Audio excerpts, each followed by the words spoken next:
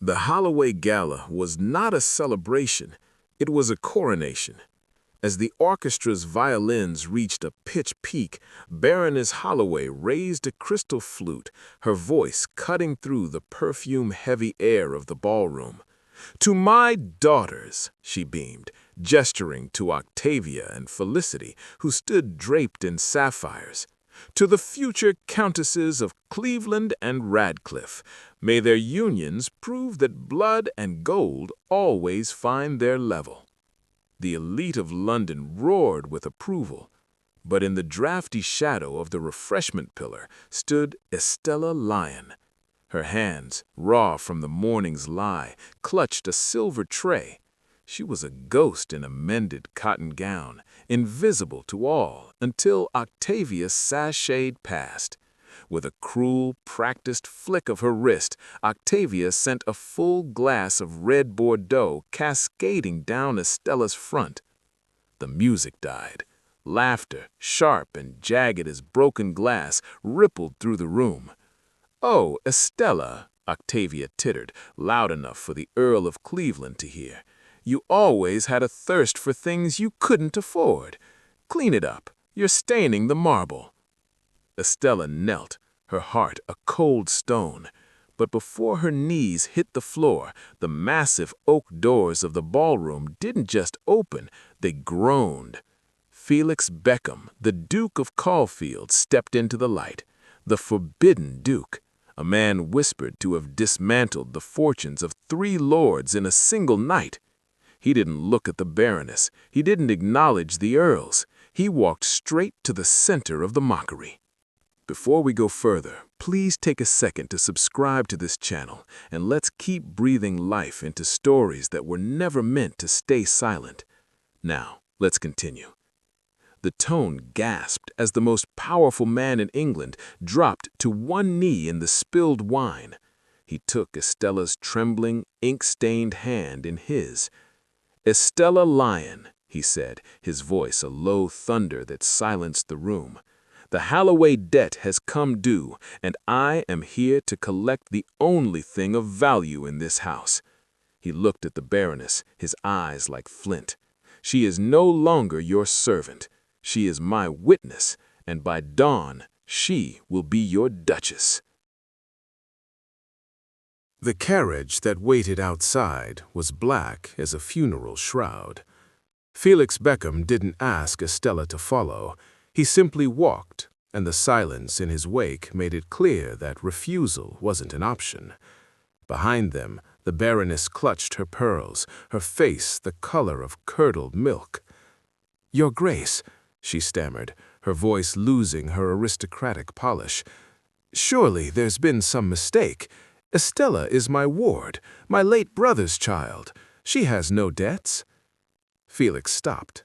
He didn't turn around, but his words carried like the crack of a whip. "Your brother, Edmund Lyon, borrowed £30,000 from my father in 1809.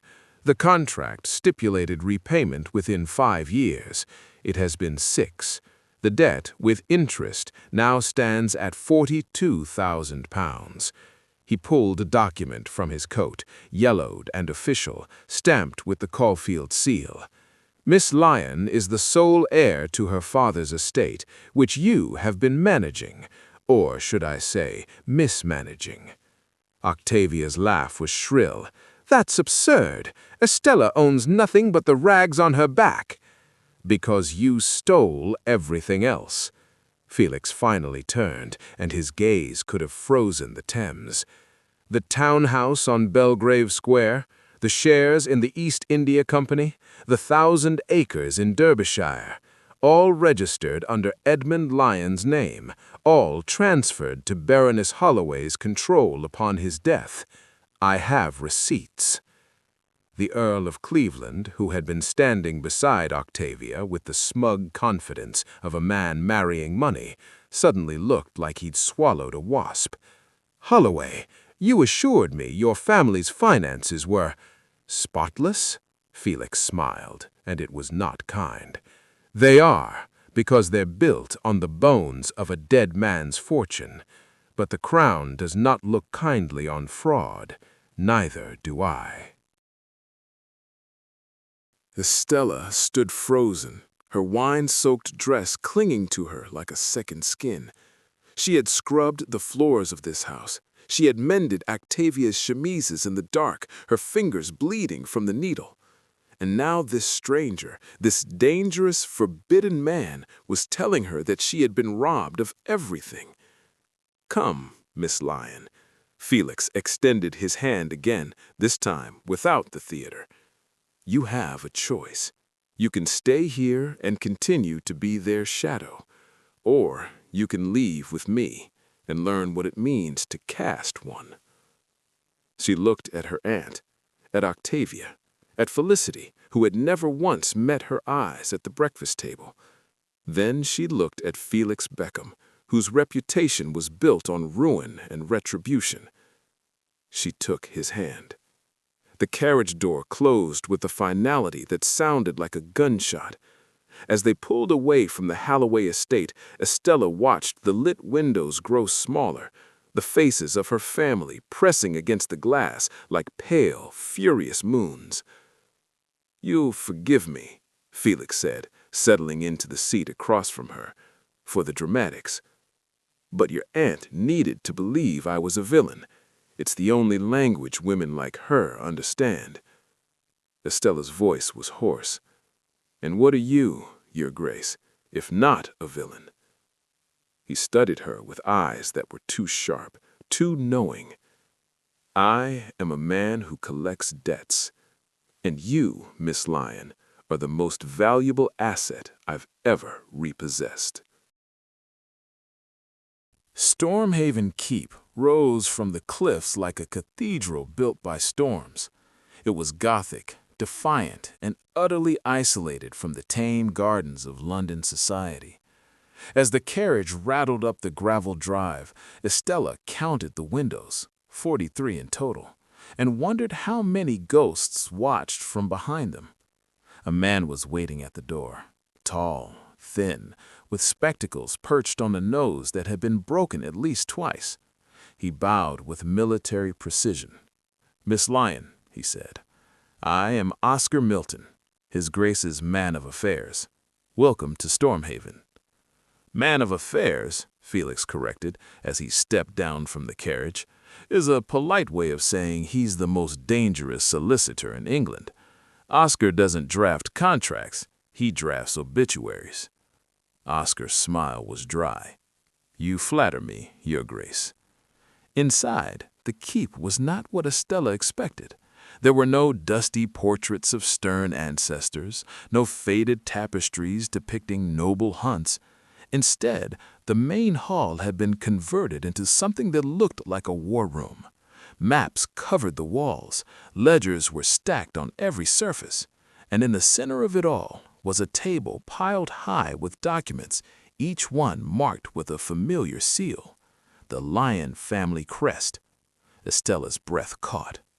"Where did you get these?" Oscar adjusted his spectacles. "From your father's solicitor, the man your aunt paid to lose them. We paid him more to find them again." Felix moved to the table and picked up a leather-bound ledger. "Your father was a brilliant man, Miss Lyon. He kept meticulous records. Every transaction, every investment, every penny accounted for. When he died, your aunt didn't just steal his fortune, she tried to erase his legacy." He opened a ledger to a page marked with a ribbon. "But she made a mistake. She kept the books. Hidden, yes, but kept, because she needed them to maintain the illusion that the money was always hers." Estella moved closer, her fingers hovering over the pages. Her father's handwriting, neat, precise, unmistakable. Tears burned her eyes, but she refused to let them fall. "Why? Why are you doing this?" she whispered. Felix and Oscar exchanged a look. Then Felix spoke, his voice stripped of its earlier performance. "Because 6 years ago, Your aunt and the Earl of Cleveland conspired to destroy my father. They forged documents, ruined his reputation, and drove him to take his own life. By the time I inherited the title, the damage was done. But I swore I would make them pay." He turned to her, and for the first time, Estella saw something other than calculation in his eyes. She saw rage and grief. "I cannot undo what they did to my father," he said, "but I can stop them from doing it to anyone else. And you, Miss Lyon, are the key. You know their house, you know their secrets, you know where the bodies are buried." Oscar stepped forward. "We are offering you a partnership, Miss Lyon. You help us destroy the Baroness and the Earl of Cleveland.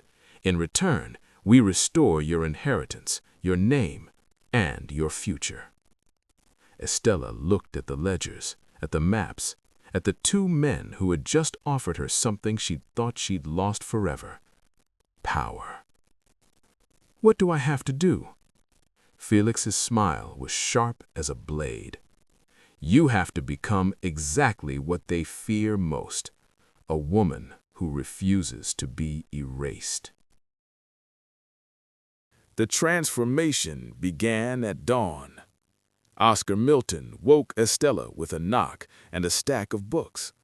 "Your aunt controlled you by keeping you ignorant," he said, setting the volumes on her bedside table.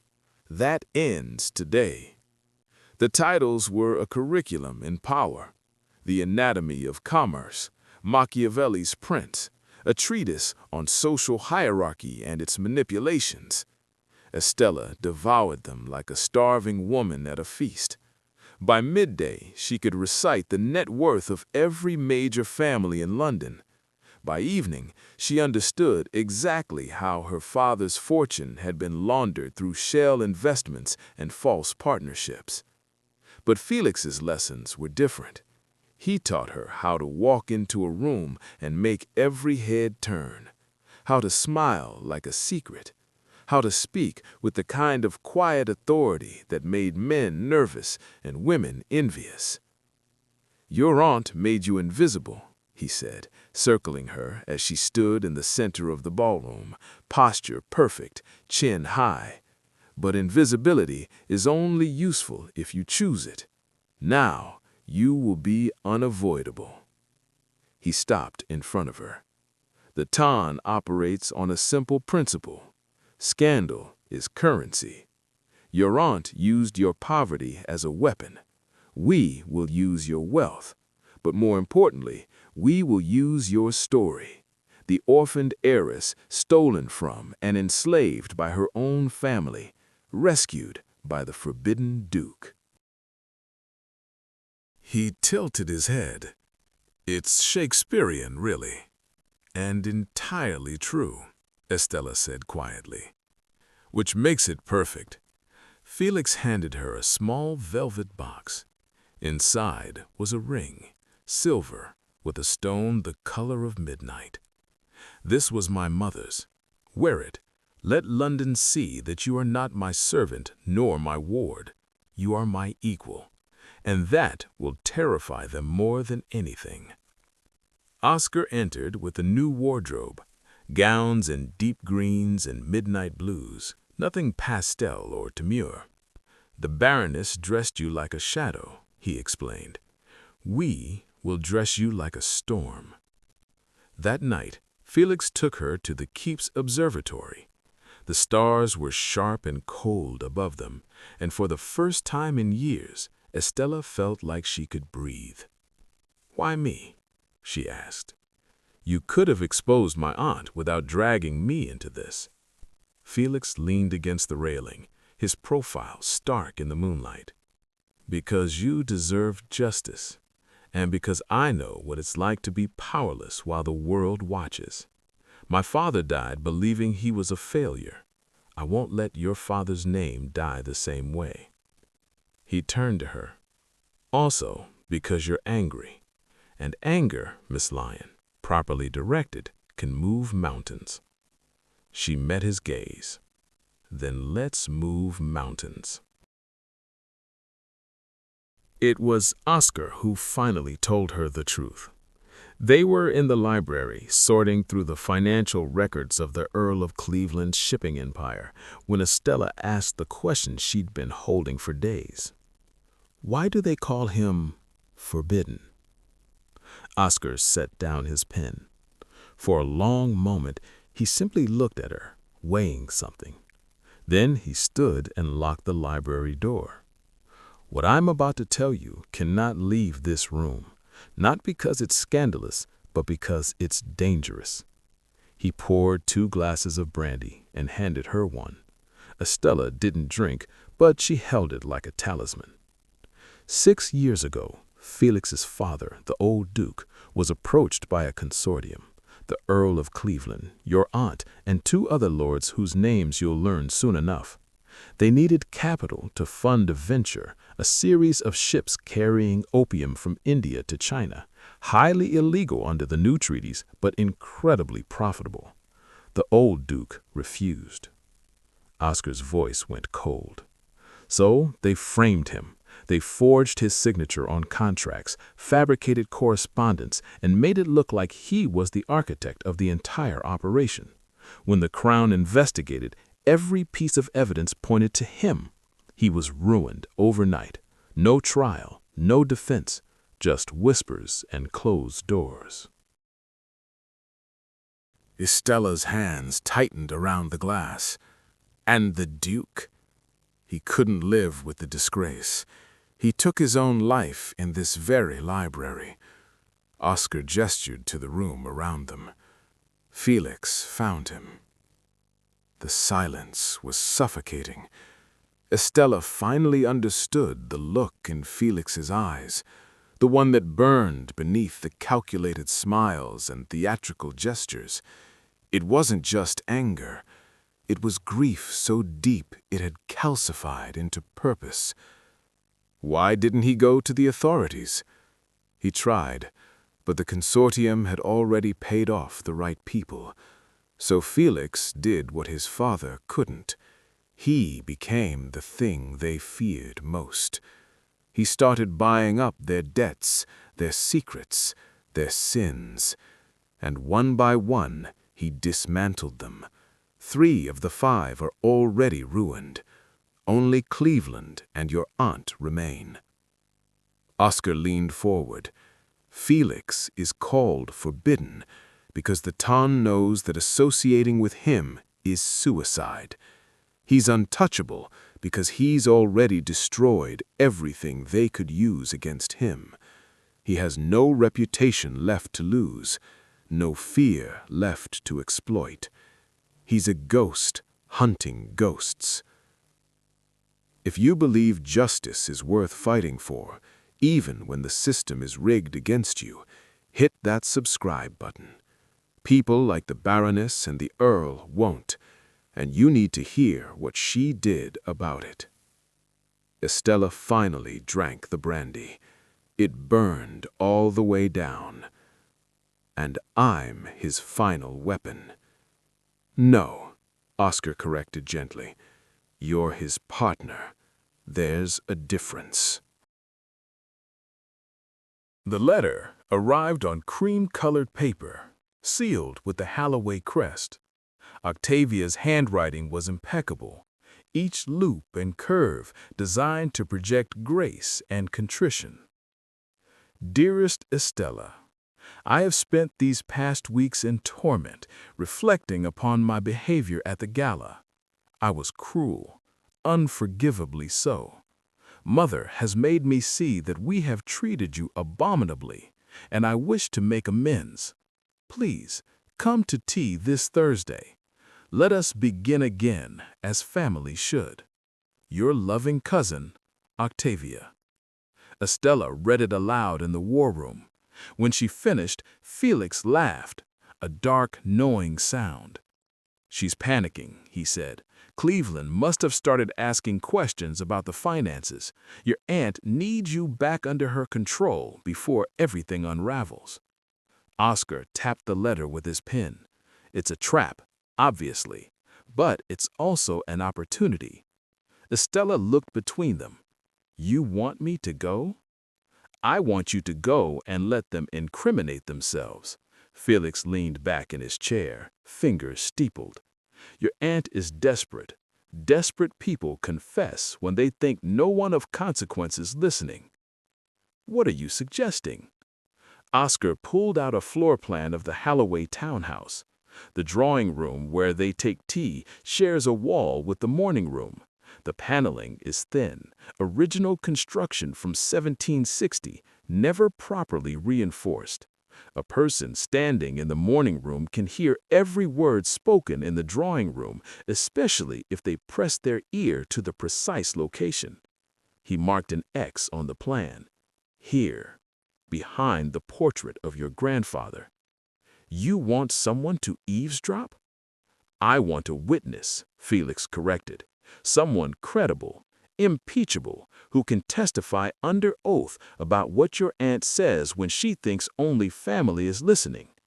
Estella's eyes widened. Who? Lord Ashford's widow, Oscar said.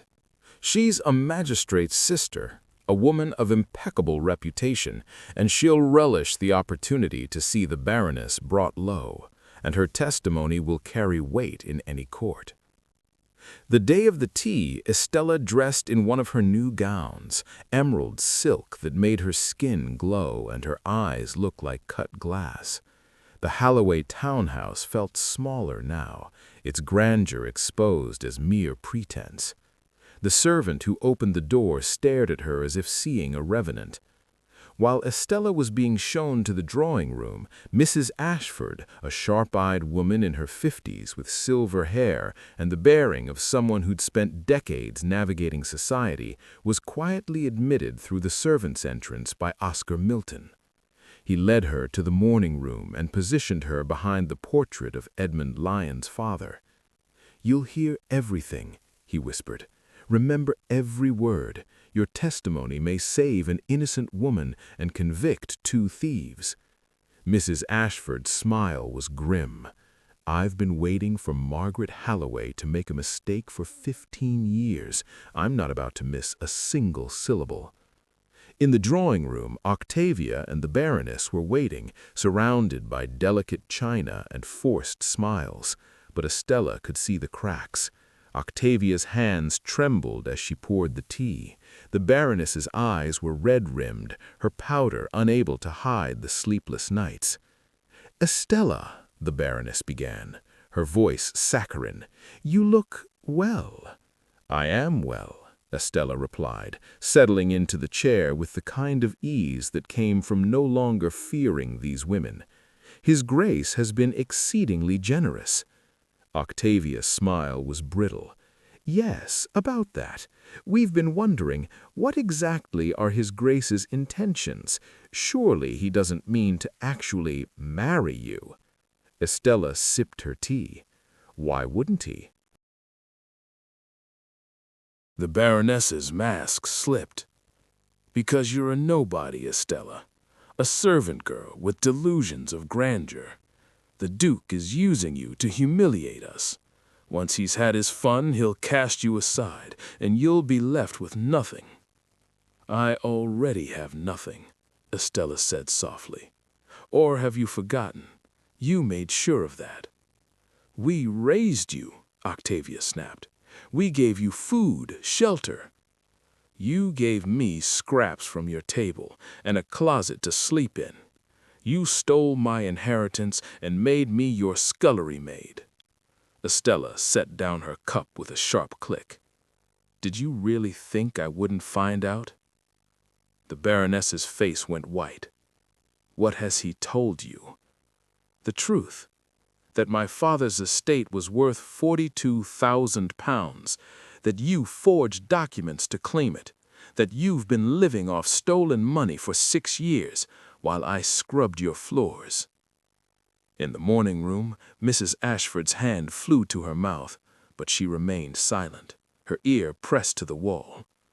Octavia lunged forward. "You ungrateful little—" "Careful," Estella warned, her voice ice. The Duke is waiting outside. One word from me, and he'll have the constables here within the hour." The Baroness raised a shaking hand, then glanced around as if suddenly aware that walls had ears. She lowered her voice, but panic made her reckless. "Listen to me, you stupid girl. Your father was a gambler and a drunk who died in debt. I saved his precious fortune from being seized by creditors. I forged those papers to protect what was left." "Liar," Estella said flatly. "My father never gambled.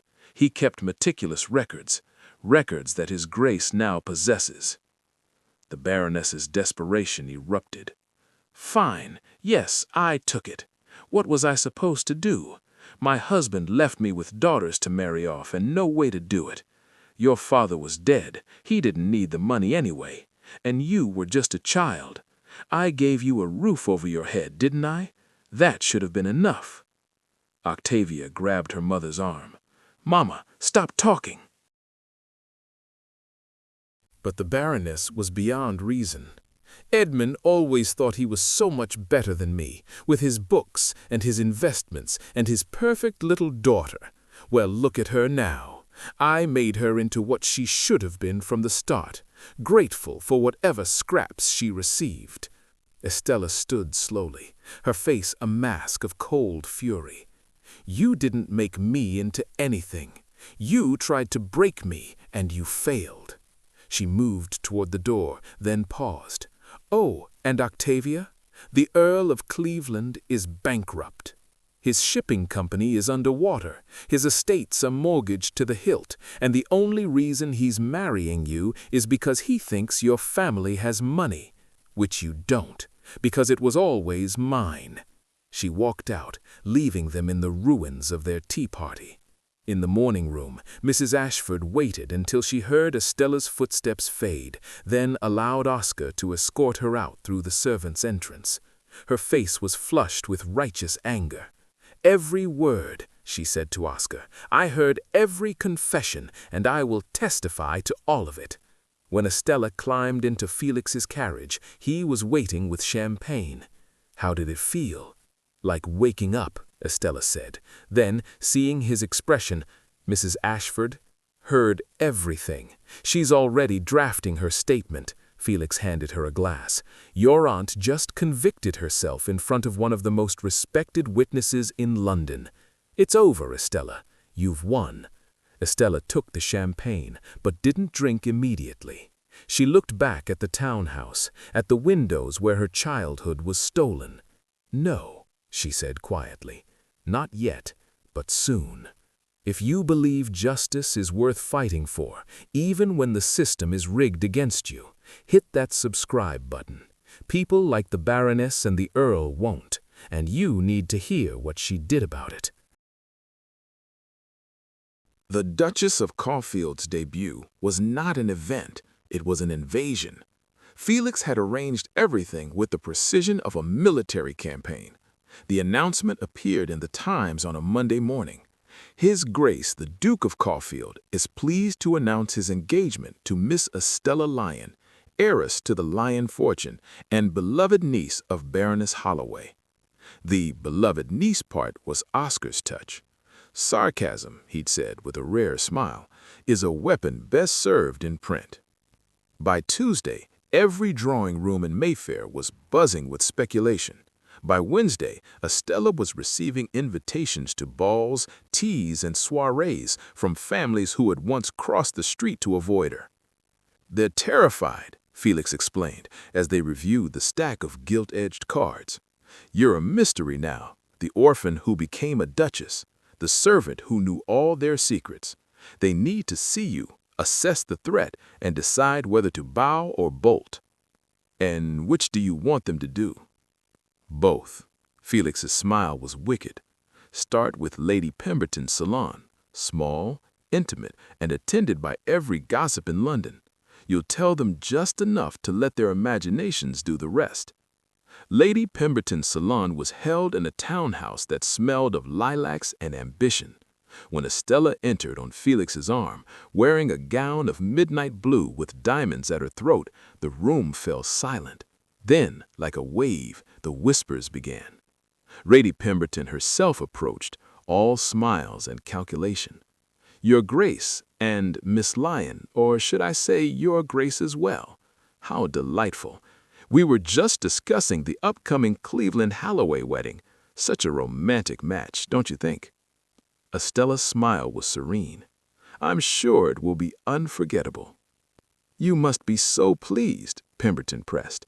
After all, Octavia is your cousin. She is, Estella agreed, though I confess I've been too preoccupied with my own wedding preparations to pay much attention to hers. A lady in yellow piped up. Your Grace, is it true you'll be married at St. George's, the same chapel as the Prince Regent's wedding? Felix stepped in smoothly. My bride deserves nothing less. After all, she's been patient for far too long. The double meaning wasn't lost on anyone.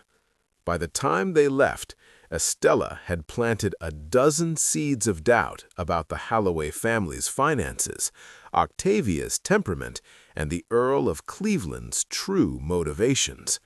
She hadn't lied once. She'd simply answered questions with the truth and let society draw its own conclusions. In the carriage, Felix poured her a glass of champagne.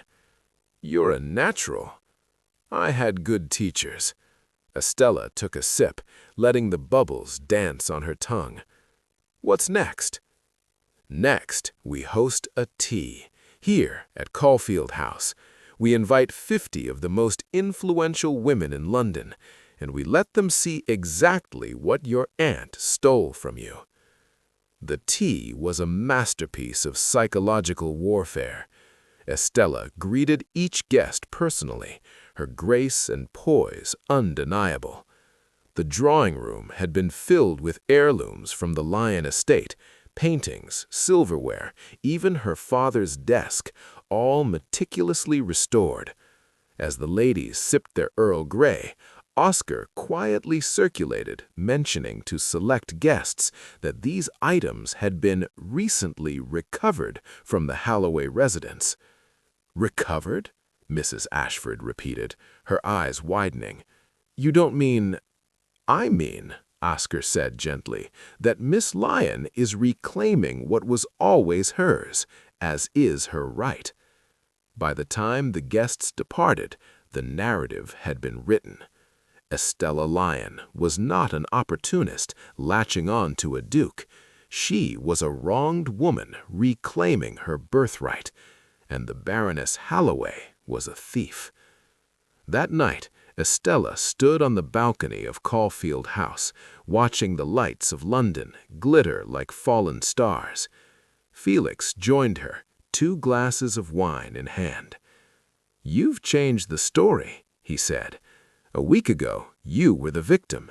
Now, you're the victor. I haven't won yet. No, Felix agreed, but you will. The attack came on a Saturday evening. Estella had been in the library reviewing the latest financials Oscar had unearthed when the window shattered. 2 men in dark clothes climbed through, their faces covered. Estella didn't scream. She grabbed the fireplace poker and swung. The first man caught the blow on his arm and cursed. The second lunged for her, but she was already moving, muscle memory from years of scrubbing floors making her faster than they expected. She ran, not toward the door, that's what they'd expect, but toward the servants' passage hidden behind the bookcase. She'd helped the staff clean Caulfield House enough times to know every hidden corridor, every shortcut. The men crashed after her, but she was a ghost in these walls, slipping through gaps and shadows they couldn't see. She emerged in the kitchen, startling the cook, and kept running. Behind her she could hear shouting, Felix's voice, Oscar's, the guards they kept posted. But she didn't stop until she reached the war room and locked the door behind her. Felix found her there 10 minutes later, surrounded by ledgers, her hands shaking but her eyes dry. "They're gone," he said quietly. "We caught one. He's already talking. My aunt? Felix nodded. She hired them to bring you back. She's panicking. Cleveland found out about the debt, and he's threatening to call off the wedding unless she can produce proof that the family fortune is real. Estella stood, smoothing her skirts. Then we give her what she wants. Felix's eyes narrowed. What are you thinking? I'm thinking, Estella said, her voice steady as stone, that desperate people make mistakes, and I'm thinking it's time I went home. Comment justice for Estella if your team is Stella. The villains can't win. Now watch what happens when she finally fights back. The wedding rehearsal for Octavia Holloway and the Earl of Cleveland was held at St. Mark's, a church chosen for its grandeur and its proximity to the Holloway estate. It was supposed to be a private affair, family only, but Estella Lyon, soon to be the Duchess of Caulfield, had never been good at respecting boundaries that were designed to keep her out. She arrived at noon when the rehearsal was in full swing. The doors opened with a groan that silenced the gathered assembly. Estella stood in the entrance, backlit by the autumn sun, wearing a gown of deepest green and carrying a leather satchel that made the Earl of Cleveland go pale. "Estella," the Baroness hissed, "you have no right." "I have every right." Estella walked down the aisle with Felix at her side and Oscar Milton behind them, carrying a second case of documents. "This is a house of God, after all, and I come bearing truths." Octavia stood at the altar, her wedding gown a froth of lace and desperation. "Get her out!" she spat at Cleveland. "Get her out now!" But Cleveland was staring at the satchel. He knew what was inside. He'd spent the last week trying to verify the Holloway fortune, and everything had come up empty. Now the answer was walking toward him in the form of a woman he'd dismissed as insignificant. Estella stopped at the altar. She opened the satchel and pulled out a ledger. "This," she said, her voice ringing through the church, "is my father's accounting of his estate. Every asset, every investment, every pound sterling documented and verified." She opened it to a marked page. "On this page, you'll see a note from 1809. It reads, 'Should anything happen to me, I entrust my fortune to my daughter Estella and to my sister Margaret only as her guardian until Estella reaches her majority.'" She looked at the Baroness. "I reached my majority 3 years ago. Where is my inheritance, Aunt Margaret?" The Baroness's mouth opened and closed like a landed fish. Octavia grabbed Cleveland's arm. "Don't listen to her. She's lying. That document is forged." "It's notarized," Oscar interrupted, stepping forward. "Signed by 3 witnesses, all of whom are still alive and willing to testify. We've also recovered the original transfer documents that Baroness Holloway claimed the estate. Documents that bear a signature that does not match Edmund Lyon's hand." He placed a second ledger on the altar, this one showing the forensic analysis. She forged her brother's will, and then she spent 6 years spending his money while forcing his daughter to serve as her maid. Cleveland's face was ashen. "Margaret, you told me." "I told you the truth." The Baroness's composure finally shattered. "Estella had nothing. She was nothing. Edmund left me everything." "He left you nothing," Estella said coldly, "because you'd already stolen enough. The townhouse you sold to fund Octavia's season? Mine. The shares you liquidated to pay for Felicity's dowry? Mine. The money you're using to pretend you can afford to marry a daughter to an earl? All mine." The Baron backed away from Octavia as if she carried plague. "You ruined me. We ruined each other," the Baroness spat back.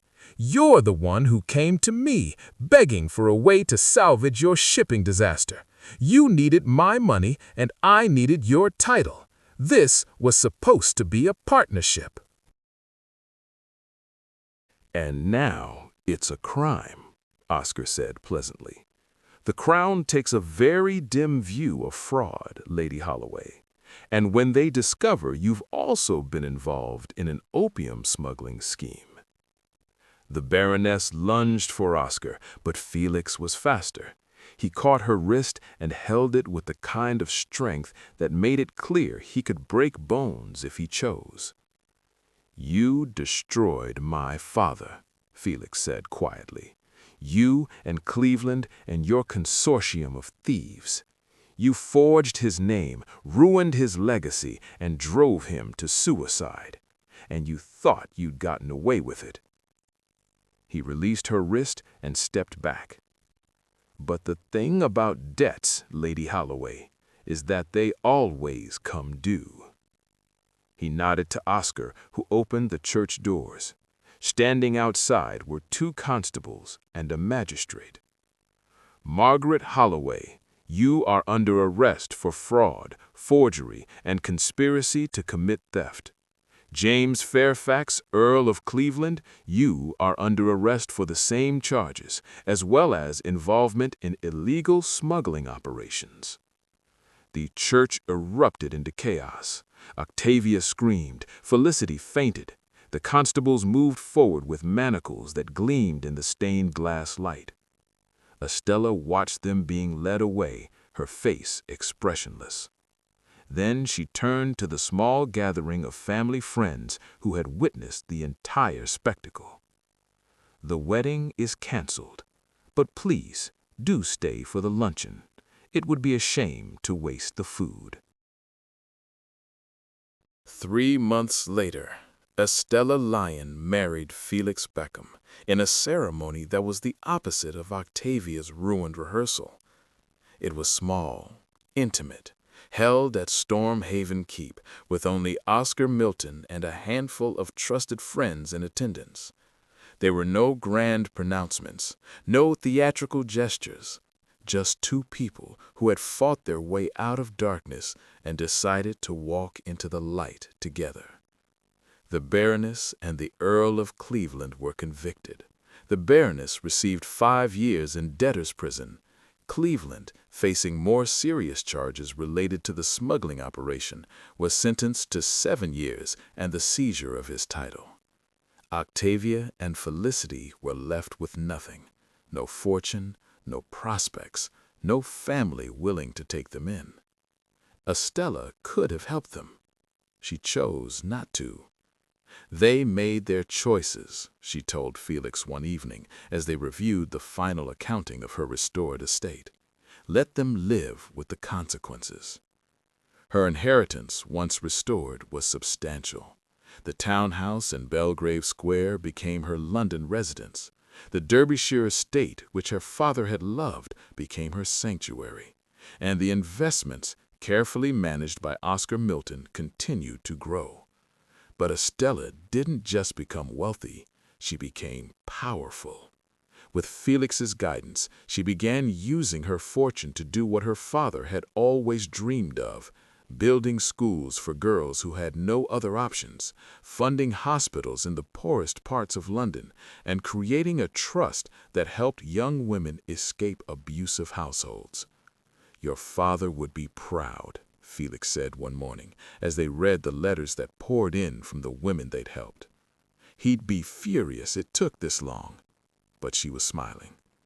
Oscar Milton eventually left their service to open his own practice, a law firm dedicated to representing the disenfranchised and the powerless. His first case was defending a maid who had been dismissed without pay. He won, and his reputation as the poor man's barrister spread through London like wildfire. Felix, for his part, finally laid his father's ghost to rest. With the consortium dismantled and justice served, he stopped being the forbidden duke and became something more dangerous, a reformer. He used his seat in Parliament to push for banking regulations, anti-fraud legislation, and protections for orphaned children whose estates were managed by relatives. And Estella stood beside him through it all, not as his shadow, but as his equal. The girl who had once scrubbed floors now walked the halls of power with her head high and her ledgers balanced. One afternoon, as they stood on the cliffs of Stormhaven watching the sea, Felix turned to her with a question he'd been holding for months. "Do you ever regret it? The life you might have had if you'd stayed invisible?" Estella didn't answer immediately. She thought about the Holloway estate, about the cold attic room and the raw hands and the weight of being nothing. Then she thought about the schools bearing her name, the women who wrote her letters of thanks, the laws that were changing because she had refused to stay silent. "No," she said finally, "I don't regret burning down a house that was never mine to begin with." Felix smiled. "Then let's build something better." And they did. If you watched or listened up to this point, comment the country you were watching this from. Represent your country. The despised outcast became the most powerful Duchess in England. The sisters who mocked her faded into obscurity, remembered only as cautionary tales. And Felix Beckham, the forbidden Duke, became the man who proved that sometimes the greatest scandals are the ones that burn away corruption and leave justice in their wake. The Ton never forgot Estella Lyon. How could they? She was the woman who walked out of the shadows and set the world on fire.